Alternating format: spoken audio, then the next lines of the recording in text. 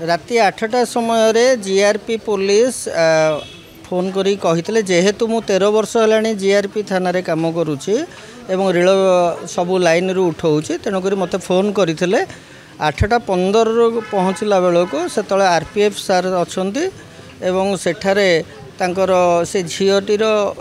समस्त घर लोक अच्छा हजबैंड गोटे जगार बसी झीटी मोड़ी माड़ी होकि ट्रेन ट्रैक मझीरे पड़ी तार किछि बाट आग को तार हाथ गोटे पड़ा सेठी ता पूर्वर तांकर मोबाइल गाड़ी चाबिटे गोटे उद्धार कराई जोटा कि कैपिटल थाना पीसीआर उद्धार करथिले एवं कैपिटल थाना पीसीआर जीवा पूर्वर आम पहुँचला पर से जीवा पूर्वर आमको हैंडओवर कर देके जाइथिले एवं से तांकर से जो मोबाइल अच्छी मोबाइल पछपटे तांको हजबैंड फोटो गोटे एवं तांको मम्मी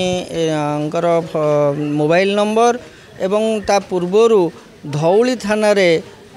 केस करिथवा बोधे सम पात्र एएसआई पात्र तांको नाम लिखाई मोबाइल नंबर अच्छी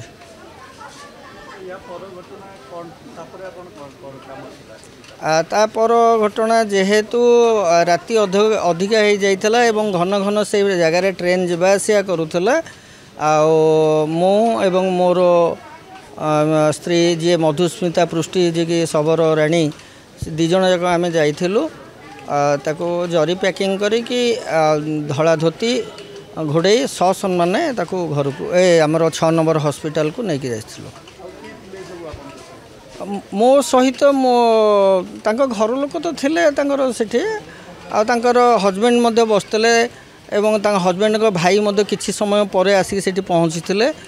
आम तो स्वामी स्त्री दिज जाक मर शरीर को लेकिन आसिक 6 नंबर हॉस्पिटल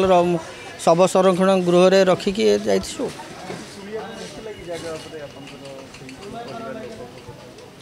हाँ परिवार लोक तो कहते बहुत किसी कहते कारण आ पूर्वर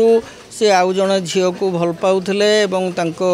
डिभोर्स करते ये जानी नहांती न जाणिकी मैरेज करिसेंती